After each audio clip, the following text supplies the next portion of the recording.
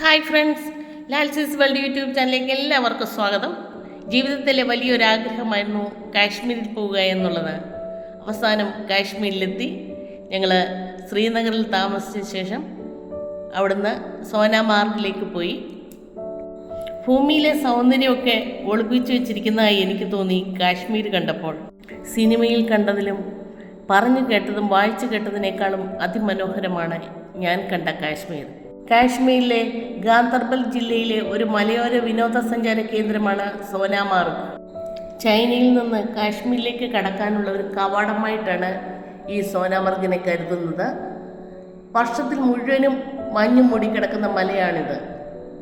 എന്നാൽ ഫെബ്രുവരി, March, April മാസമാകുമ്പോഴേക്ക് മഞ്ഞിനൊരല്പ ശമനമുണ്ടാകുന്നു. എങ്കിലും വളരെ മനോഹരമാണിത് കാണാൻ. വെള്ളി വള്ളികൾ അണിഞ്ഞതുപോലെ കിടക്കുന്ന മനോഹരമായ മലകൾ. ശ്രീനഗറിൽ നിന്ന് 80 കിലോമീറ്ററോളം ദൂരമുണ്ട് സോനാമാർഗിലേക്ക്. സമുദ്രനിരപ്പിൽ നിന്ന് 8950 അടി ഉയരത്തിലാണ് ഈ പർവ്വതം നിലനിൽക്കുന്നത്. മെഡോ ഓഫ് ഗോൾഡ് ഹിൽ സ്റ്റേഷനെന്നും ഇതറിയപ്പെടുന്നുണ്ട്.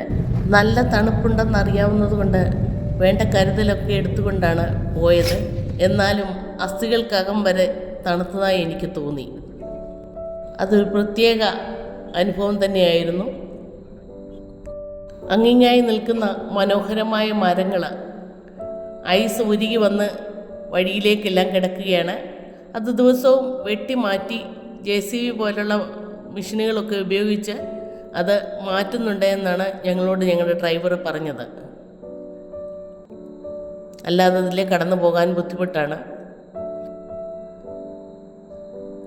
ദൂരെ നിന്ന് കാണാൻ തന്നെ മലകൾ നല്ല ഭംഗിയാണ്. ധാരാളം ടൂറിസ്റ്റുകൾ ഇവിടെ എത്തിയിട്ടുണ്ട്. ഇത് ഒരു സ്ഥലമാണ്. ഇതുപോലെ തന്നെ പല സ്ഥലങ്ങളുണ്ടെന്നാണ് ഞങ്ങളോട് ഞങ്ങളുടെ ഡ്രൈവർ പറഞ്ഞത്. ഇവിടെ ഒരു പ്രധാനപ്പെട്ട കാര്യം കൊണ്ടുണ്ട്. എനിക്ക് ചുറ്റും ഒത്തിരി പേര് മലയാളം പറയുന്നുണ്ട്. തൃശ്ശൂരും എറണാകുളം സൈഡിലെ സ്ലാങ്ങാണ് ഞാൻ കേൾക്കുന്നത്. ഇവിടുത്തെ സന്തോഷം, ആ കാഴ്ചയിൽ കിട്ടുന്ന ഒരു ആനന്ദം എല്ലാവരും ആസ്വദിക്കട്ടെ. ബൈക്കേലും സ്ലഡ്ജയിലും ബൂട്ട്സ് നമുക്ക് തരുന്നതിനുമായിട്ട് അവർ റേറ്റ് പറയും. ഞങ്ങളോട് 4000 തുടങ്ങിയത്. ഞങ്ങൾ 2800 രൂപയിൽ ഒതുക്കി. പക്ഷെ അതിൽ കൂടുതൽ താഴാൻ പറ്റുമായിരുന്നായിരിക്കാം. പക്ഷെങ്കിൽ നമ്മൾ അങ്ങനെ കാത്തു നിൽക്കാൻ സമയമില്ല. കാരണം ധാരാളം ആൾക്കാർ ഇടിച്ചു തള്ളി വന്ന് പെട്ടെന്ന് കയറിപ്പോവുകയാണ്. അതുകൊണ്ട് തണുപ്പ് നമുക്ക് സഹിക്കാവുന്നതിലും അപ്പുറമാണ്. അതുകൊണ്ട് പെട്ടെന്ന് തന്നെ ഞങ്ങൾ ബൈക്കിൽ കയറി. ഓരോരുത്തർക്കും ഓരോ ബൈക്കാണുള്ളത്. നല്ല രസമാണ് ആ പോക്ക്. ശരിക്കും എൻ്റെ ഹസ്ബൻഡാണ് ഈ പോയിക്കൊണ്ടിരിക്കുന്നത്. തണുത്ത കാറ്റടിക്കുന്നുണ്ട്. അതിൻ്റെ കൂടെ അയാൾ വണ്ടി പറപ്പിക്കുകയാണ്.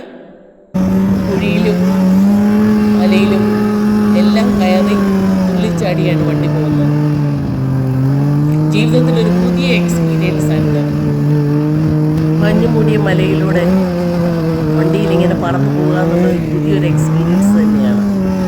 ഓരോരുത്തരെയും ഓരോ ബൈക്കിൽ കയറ്റി കുന്നിൻ്റെ മലയിലേക്ക് കയറ്റിക്കൊണ്ട് പോവുകയാണ്. ചുറ്റുപാടും നല്ല മലകളാണ്, മഞ്ഞു മൂടിക്കിടക്കുന്ന മലകൾ. നല്ല അച്ചടക്കത്തോട് കൂടെ നിൽക്കുന്ന വൃക്ഷങ്ങളും നമുക്ക് കാണാം. നല്ല അതിമനോഹരമായ ദൃശ്യങ്ങൾ ജീവിതത്തിൽ കാണാൻ സാധിക്കുന്നതിൽ വളരെ മനോഹരമായ ഒരു ദൃശ്യമാണത്. അത് കഴിഞ്ഞ് സ്ലഡ്ജയിൽ ഓരോരുത്തരെയും വലിച്ചുകൊണ്ട് പോവും. ഒരാളെ വെച്ച് നമുക്ക് കിട്ടുന്നതാണ്. സ്ലഡ്ജ് വലിച്ച് കുന്നിൻ്റെ മണ്ടയ്ക്കോട്ട് കൊണ്ടുപോവുകയാണ്. നമ്മളെക്കാൾ ചെറിയ മനുഷ്യരാണ് നമ്മളെ വലിച്ചുകൊണ്ട് മുകളിലോട്ട് കൊണ്ടുപോകാൻ വന്നിരിക്കുന്നത്. നടന്നു പോകാമെന്ന് വെച്ചാൽ ബൂട്ട്സ് താണു പോവുകയാണ്. കാലിന് വേദനയുള്ളവർക്കൊക്കെ ബൂട്ട്സിൻ്റെ കനവും മഞ്ഞിൻ്റെ തണുപ്പും കൂടെ ആകുമ്പോൾ ഒട്ടും നടക്കാൻ മുകളിലേക്ക് കയറാൻ പറ്റുകയില്ല. എല്ലാവരും വളരെ ഹാപ്പിയായിട്ടാണ് ഇത് എൻജോയ് ചെയ്തത്. ഓരോരുത്തരെയും വലിച്ചു കയറ്റി ഞങ്ങൾ കുറേ പേര് നടന്നു കുറേ മുകളിലേക്ക്. അതൊരു സന്തോഷമായിട്ട് തോന്നി. നമ്മൾ രൂപ കൊടുത്തെങ്കിലും നമ്മളെക്കാൾ ചെറിയ മനുഷ്യരത് വലിച്ചുകൊണ്ട് നമ്മളെയും കൊണ്ട് പോകുന്നത് കാണുമ്പോൾ ഒരു ദയനീയത തോന്നി.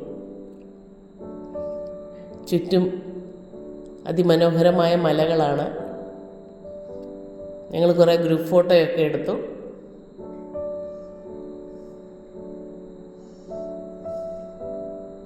അതിനിടയ്ക്ക് ഏറ്റവും രസകരമായ വേറൊരു കാര്യം കൂടെ നടന്നു. ഞാൻ പതുക്കൊന്ന് താഴെ വീണു, മഞ്ഞിലേക്ക് തെന്നിപ്പോയി. ഓരോരുത്തർ അവനവൻ്റെ രീതിയിലൊക്കെ ഓരോ തമാശകളൊക്കെ ഉണ്ടാക്കി ഐസ്മേനയൊക്കെ ഉണ്ടാക്കി സന്തോഷിച്ചു. പല പോസിലുള്ള ഫോട്ടോകളൊക്കെ എടുത്തു.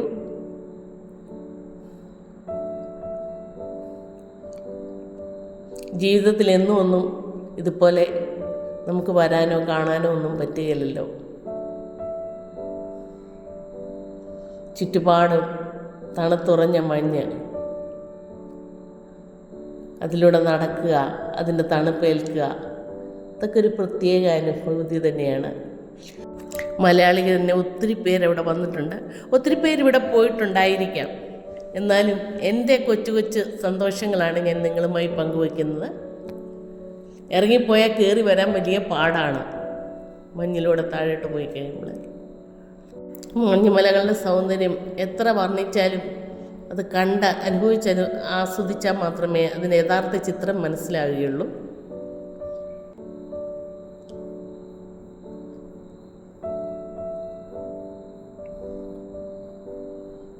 ജീവിതത്തിൽ ദൈവം തന്ന ഒരു നല്ല അവസരമാണ്.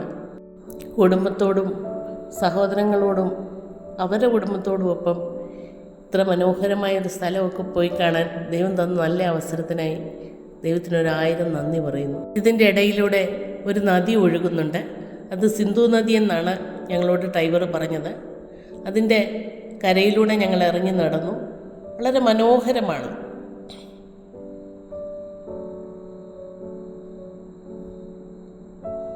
രണ്ട് മൂന്ന് മാസങ്ങൾ മുൻപ് ഇവിടെ എത്തിയാൽ ഒരു മഞ്ഞുപുതപ്പിട്ട കുറേ മലകൾ മാത്രമേ കാണാൻ, ഒരു വൃക്ഷങ്ങളും ഒന്നും കാണാൻ പറ്റുകയില്ല.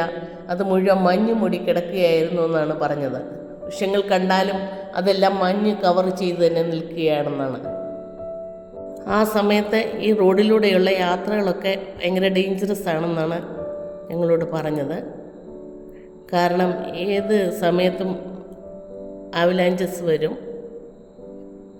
വണ്ടികളൊക്കെ മഞ്ഞിനടിയിൽ പോകാൻ ചാൻസ് ഉണ്ട്. അതുപോലെ റോഡിൽ നിന്ന് തന്നെ തെന്നിപ്പോകാനുള്ള ചാൻസും കൂടുതലാണെന്നാണ് പറഞ്ഞത്. കാശ്മീരിലെ ടെമ്പറേച്ചർ പലയിടത്തും പല രീതിയിലാണ്. ഇവിടെ 4 ഡിഗ്രി വരെ ടെമ്പറേച്ചറേ ഉള്ളൂ. ഇവിടെ ഫോട്ടോ എടുക്കാനും വീഡിയോ എടുക്കാനും ഒക്കെ ആൾക്കാരുണ്ട്. പക്ഷെങ്കിൽ നമ്മൾ ബാർഗെയിൻ ചെയ്യാൻ അറിയാമെങ്കിൽ മാത്രമേ അവരുമായി ഇടപാടുകൾ ഏർപ്പെടാവൂ. നിങ്ങൾക്ക് എൻ്റെ വീഡിയോ ഇഷ്ടപ്പെട്ടെങ്കിൽ ലൈക്ക് ചെയ്യുക, ഷെയർ ചെയ്യുക, സബ്സ്ക്രൈബ് ചെയ്തിട്ടില്ലാത്തവർ സബ്സ്ക്രൈബ് ചെയ്യുക. വീണ്ടും ഒരു വീഡിയോയുമായി വരാമെന്നുള്ള പ്രതീക്ഷയോടെ നിർത്തട്ടെ. Thank you.